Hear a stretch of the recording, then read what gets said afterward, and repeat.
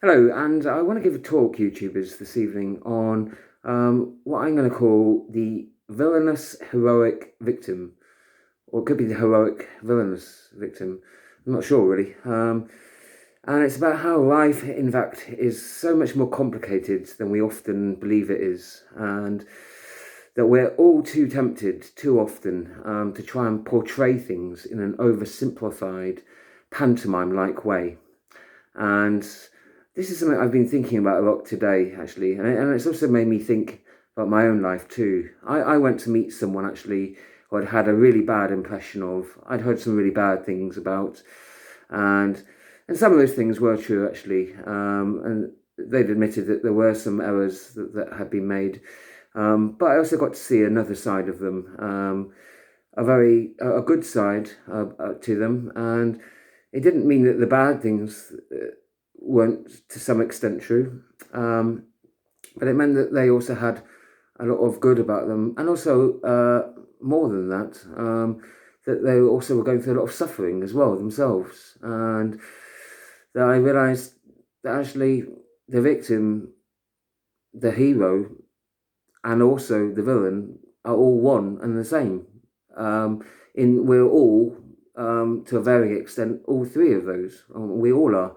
And if I look back at my own experience, at one point I was a mentally ill mental health support worker. At that point, I suppose I had begun recovery, and I wasn't drinking to such an extent. But however you look at it, I was going around caring for someone, cooking and cleaning and counselling and tidying up a little bit,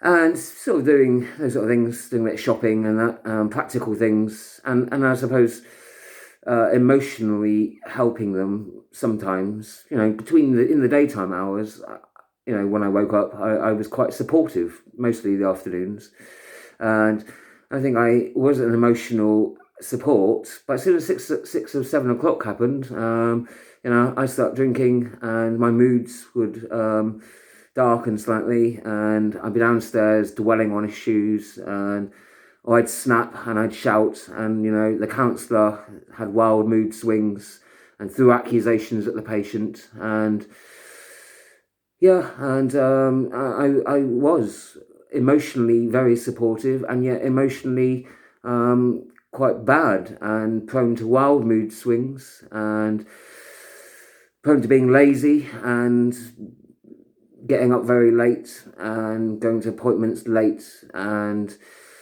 not bothering to clean up properly or rushing things. And so I suppose, there were very good things that I was doing as a carer, and there were very destructive and neglectful things that I was doing sometimes too. So I, and I would say at that time, I had a lack of support network at the time, and I had my own mental health issues, partly from drinking too much, partly from many issues in childhood that I had unresolved at that point and hadn't talked through enough in counselling, and just lacking a firm support network of people to actually talk to about those issues, and not having my own sort of place to live in as well, and having some sort of insecurity about where I was staying. So, I had my own insecurities financially, emotionally, practically. I was to some extent a victim, struggling to deal with those issues.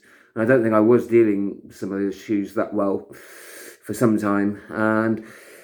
But I think I was still making an effort to try and help and support someone despite that, actually. And sometimes, I was doing quite well in that some hours of the day, and I was doing quite poorly in that in some hours of the day.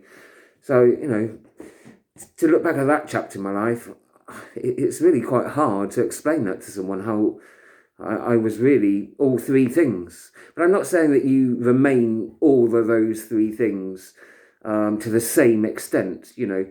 When you improve the conduct in your life, and that, you can become more heroic, even if it's just lots of tiny small deeds that you're doing on a regular basis, or a really big thing that you do. Or it can be that, that you are becoming less villainous. You're becoming more aware of how your harmful actions are harming other people, and you're able to sort of recognize those and gradually reduce those over time. So, you're still doing some wrong. You still might. I still do today. Everyone does. But I'd like to think that has gradually reduced. Not that I'm amazingly great now. Just that I was so awful before. I suppose had to get better. So, but even when I was really awful, and I had those awful mood swings, fly into terrible tempers. I think it was the combination of dwelling on an issue, being so angry at something and frustrated, not knowing who to take it out on and when, and then drinking on top of that. And I think that was just a bad way to deal with it, really. And I was choosing some really unhealthy ways back then. And so I suppose, that led to me sort of taking out the frustrations on other people.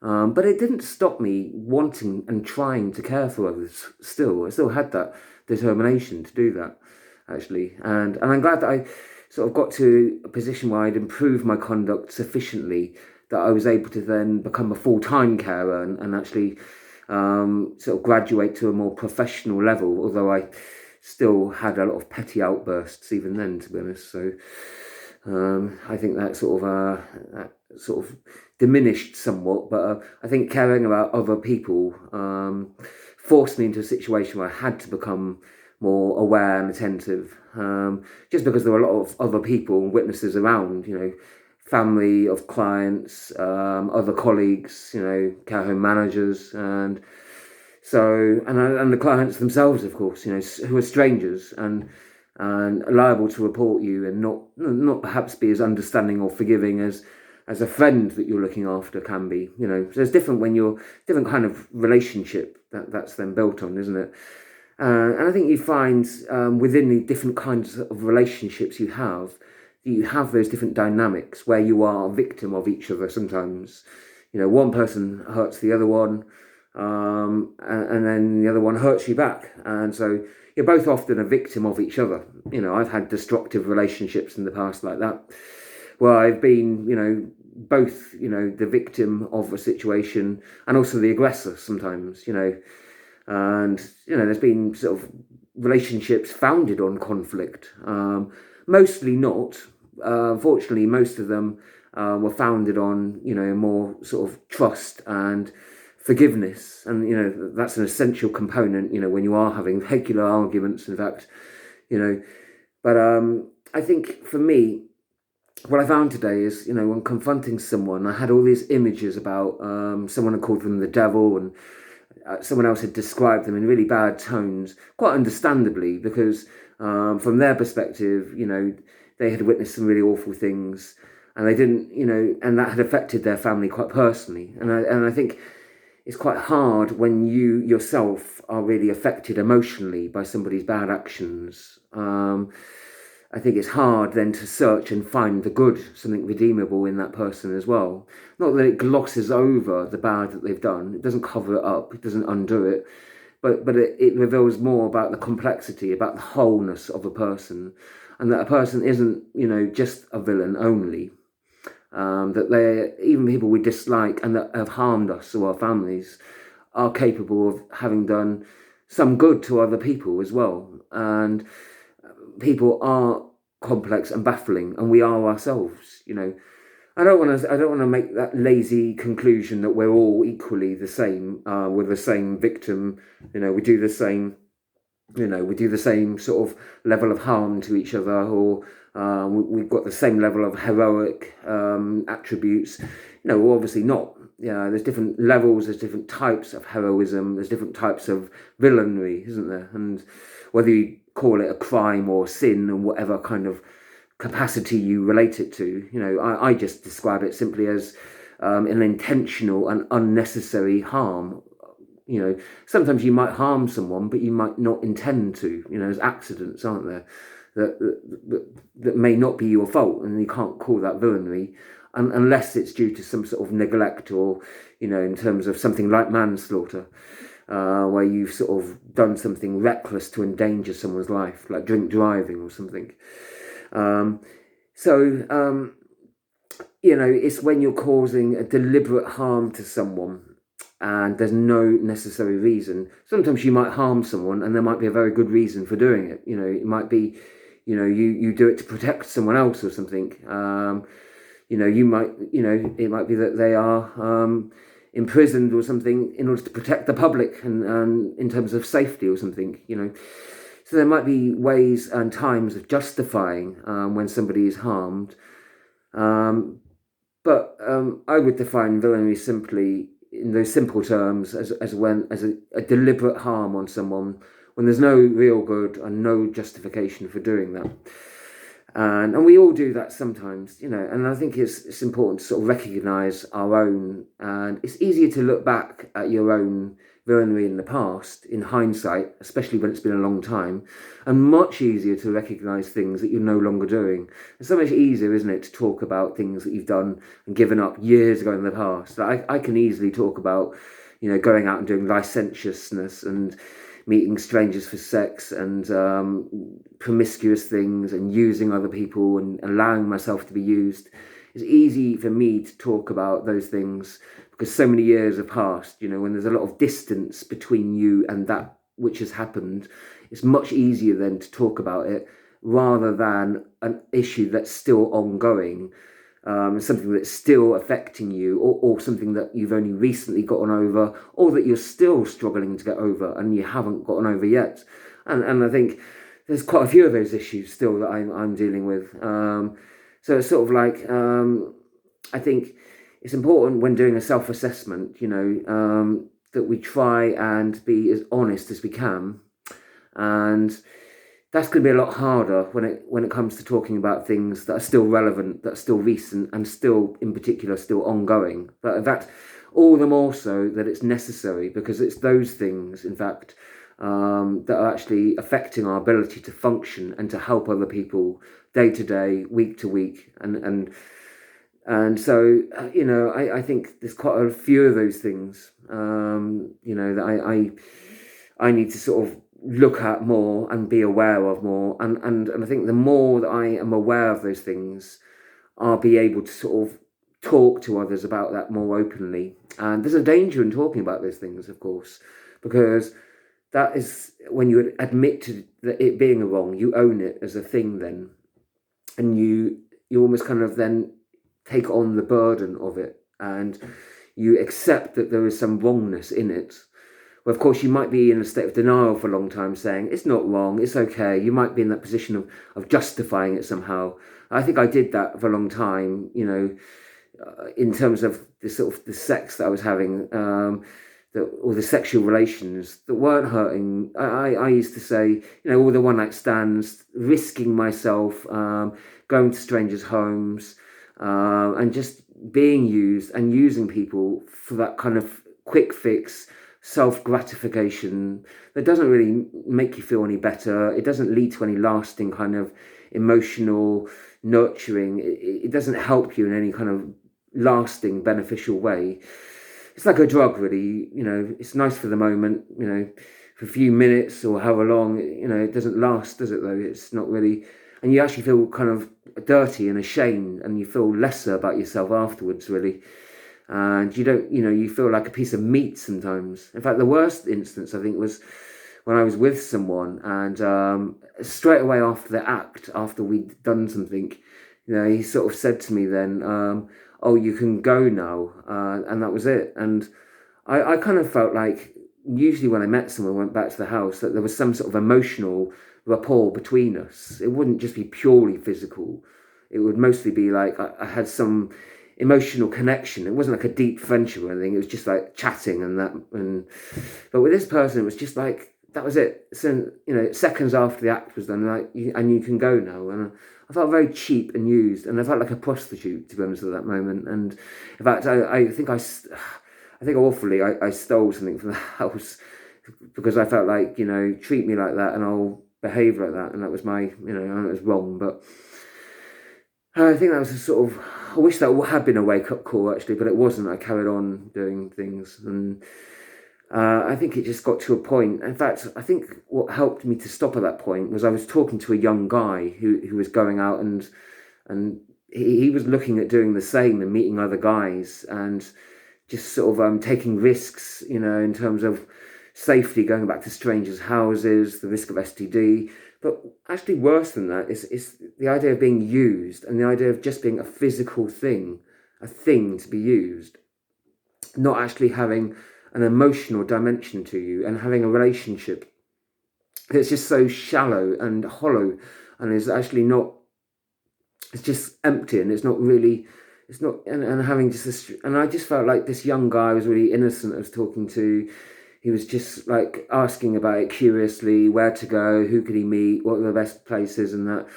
I just felt like, it felt like I was talking to me from all those years ago, and I was trying to sort of persuade him not to do it in a way, and like telling him about the risks of it and how it made me feel, and all this. Like, so it kind of felt like in trying to sort of tell him, and he was then sort of saying, "How can you be telling me not to do it if you're still doing it?" And like, so I suppose it's sort of like that sort of brought it home to me, really.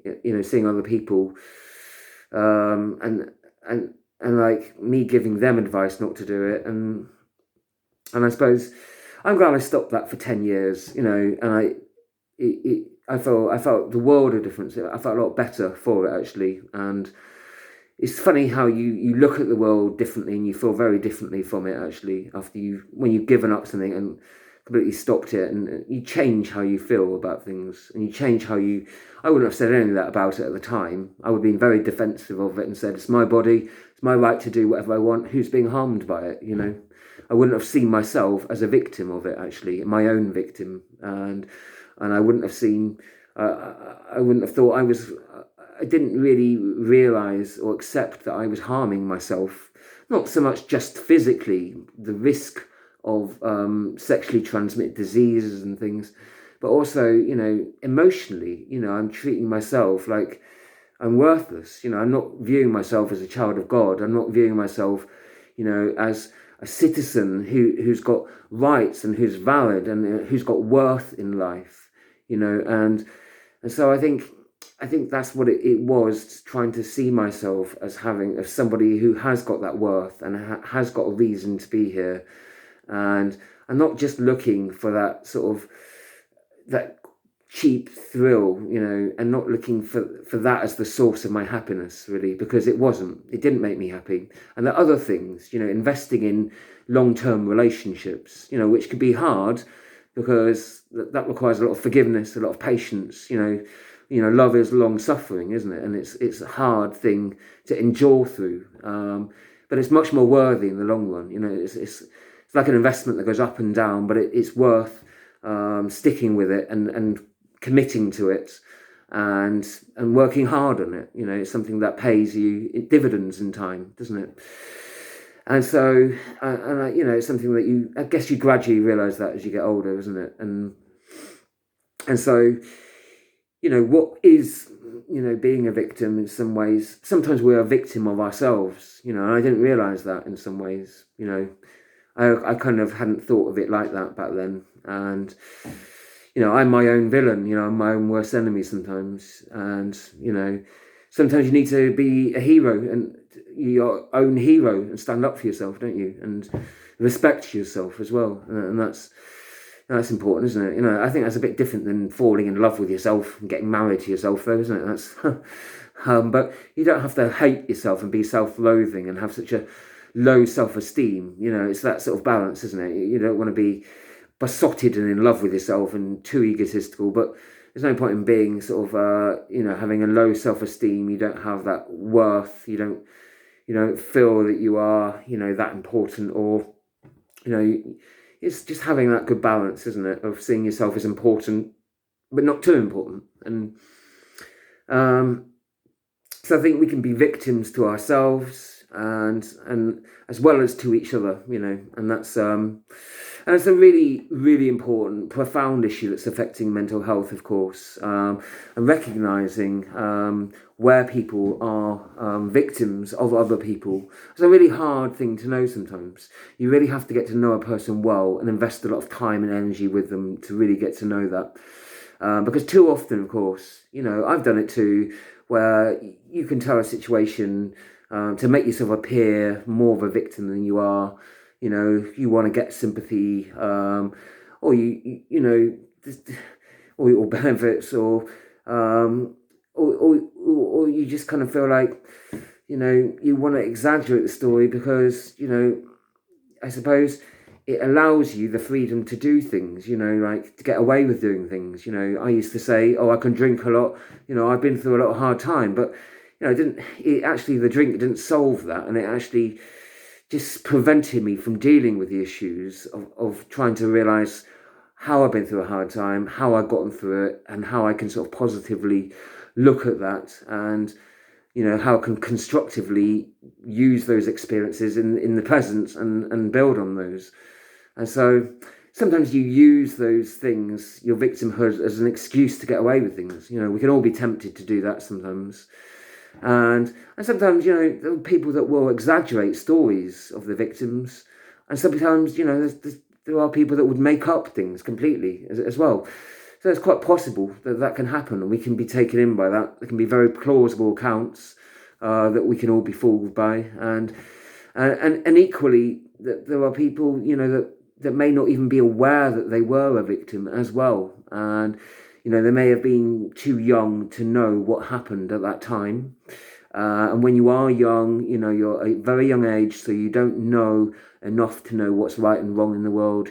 Your life experiences are so limited. Your brain hasn't properly developed and is still developing at an early age. Your knowledge capacity is limited. Your life experiences. So you wouldn't know that many people. And as you get older, you meet more people and you get gradually, hopefully, to know, more about what's right and wrong. You gain them perspective, don't you? So you're able to look back in hindsight and say, actually, those things that happened to me were wrong. I didn't view myself as a victim then, but now in hindsight, and often, a lot of victims of child abuse will only realise the true extent that they were victims many years later. They won't actually be able to, depending on the type of abuse, it varies. Sometimes you can be aware that something is wrong, but not quite be able to express it and not have the vocabulary or the know-how to sort of know who to say it to or how to say it. And of course, some people, even when you do know years later, they may not know who to speak to or how to talk about it. And it may be very difficult. It may be traumatizing. There may be very painful memories to dredge up. So it may be very difficult for them going through these old memories, revisiting it, and that stirs up lots of old emotional wounds, doesn't it? Lots of very angry feelings of resentment, and lots of sad feelings, and lots of confused feelings as well. So it's very hard for someone necessarily to own what happened, and of course there's problems with memory on top of that as well. You may not have a perfect or total recall of all the events. As years go by, you may not be able to sort of remember clearly quite what happened in different incidences, or how often it happened, or where, or especially if something happened that was drug induced or you weren't conscious during it. So there can be all manner of reasons why you may not know that you were a victim, or your memory of it may be limited. So there are occasions too when many people are not even aware, or only partially aware of how much that they are a victim too. So we need to be wary of that as well, with ourselves and other people that we're bound to encounter.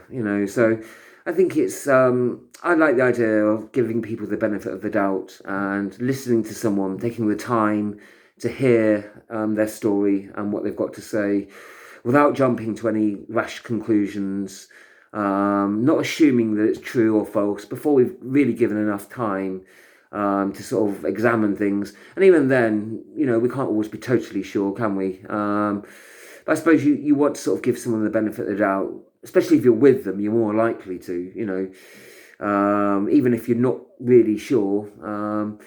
I suppose you'd want to sort of believe someone, even if you have doubts, just because you don't want to accuse someone of lying or making something up. If they actually are a genuine victim and they have taken the trouble to confide in you something that's quite hard, and how awful would it be at that moment to actually be accused? It's like salt in the wound, isn't it? Then it's really just when they want someone who's supportive, who's helping them, and the last thing they want is a put down and another insult on top of it all. So I think it's quite legitimate, of course, to say, to give them, support to an extent, but if you have doubts about it, not perhaps to sort of advertise that, or not to sort of go out of your way too much to support them if you still have some doubts based on some reasonable suspicion, or you may not know, and that's so you may not want to get too closely involved for some reasons like that. And so there can also be many reasons why we don't know, if somebody's committed a crime, or or sin, or you may get very different accounts, contradictory accounts sometimes about that. So it's not just that we are all victims, and that we're all victims, and that we're all also heroes. It's equally that we're all alleged victims, or unknown victims sometimes. And equally, you can be an alleged villain or an unknown villain. Or, you can also be an alleged hero. There are people that might exaggerate their role in helping someone, or somebody else might talk up their role and flatter them and say, that person really saved my life. It's like, not really. I turned up and, did a few things to help you, I won't go that far though, or somebody might have exaggerated their role to get some sort of praise in something, or it might be that somebody has done something really great, but they haven't told anyone, and they haven't gone out and advertised it to anyone, and only they know about it, really. Or, it might be that secret or anonymous supporter, that doesn't want to seek attention, that doesn't want the thanks, and they might have their own reasons for wanting to keep quiet about the help they've given in the past. So we might not be aware of the true extent, of someone's heroicness, if that's the word. We might not know the true extent of their heroic nature, or their victimhood, or their villainousness. We might not know our own even. We might not realise that we've done something to help someone, and how much they appreciated it. We might not be aware that we'd harmed someone, and how much it really hurt them, actually. Sometimes we can lack that awareness, can't we, sometimes? We might not be aware that we're a victim, like I talked about. So we gradually, hopefully, the more we investigate and sort of look into these matters, we hopefully will become more aware of our own conduct, at least, if not always other people. But I would hope that the more that we are aware and investing in long-term relationships, it's better the devil you know, isn't it? When you're with someone, you get to know the bad points better, and you get to know the good points more or less, don't you? You would hope. Unless they've got a secret double or treble life, perhaps, and that does happen, doesn't it? But I like to think with some people, I sort of feel like I kind of get to know more or less what they're about, and sometimes with some people that can happen very quickly in a few hours, I feel. And with some people, I feel like with some people, like months and years down the line, I'm still having doubts, and still like sometimes I feel like I feel like I know them one day, and then something else will happen, and I feel like I'm thrown into completely feeling differently again about something, and I'm right in the middle. And I could just sometimes feel such different thoughts about someone, and I just don't know. And I'm so agnostic, and I don't know how to feel about them sometimes.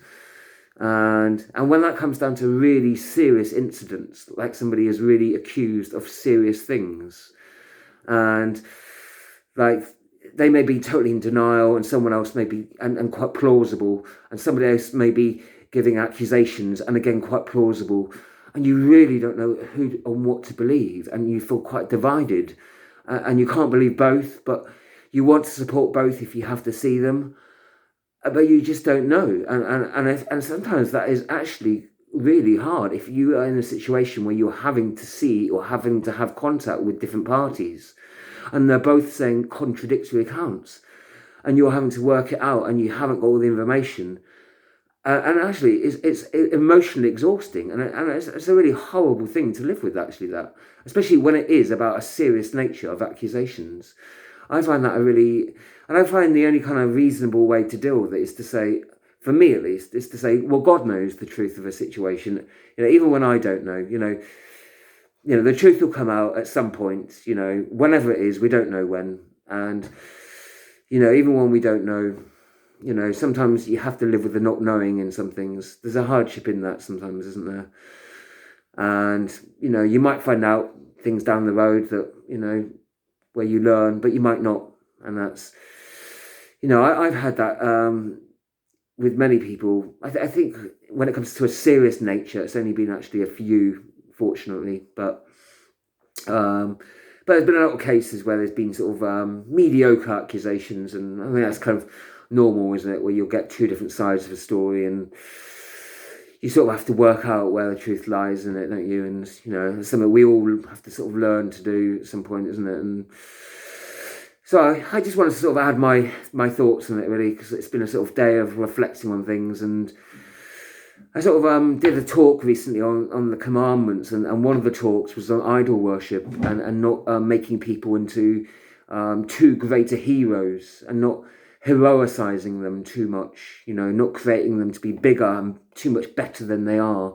But I think an equal and just as worthy commandment would be the opposite, and not to demonize people, and not to make people out to be worse than they are. And I think that's just as worthy as not to idolize someone, not making people out to be gods, not making them out to be, better than they really are, and not making people out to be devils, not just making them out to be their faults and their villainy, not looking at the victim of them and the hardship that they've gone through as well, and not looking at the good things that they've done to support and help others, because that's harder. It's harder to actually have divided and complicated feelings, isn't it? It's easier to say, oh, I love that person, they're really good. I hate that person, they're really bad. The pantomime. It's easier to sort of have those simple emotional feelings rather than to say, that person's complex. I love these things about them, but actually I hate these other things that they do. That really angers or upsets me, actually. But I feel that way about myself sometimes. I hate some things I do, and I'm upset at some of the ways I've treated people over the years. And I'm happy at some of the things I've done, and I'm upset at some of the things I've done, if I'm honest. So it's, I sort of feel like, the objective version of me feels like I have to try and, look at people in that balanced way, and that can be hard. And I'm not saying that you hate them to the same extent, or that you love them to the same extent, because people do, different kinds of things to different extents, of course. But it's a hard one, isn't it? When you say you hate someone,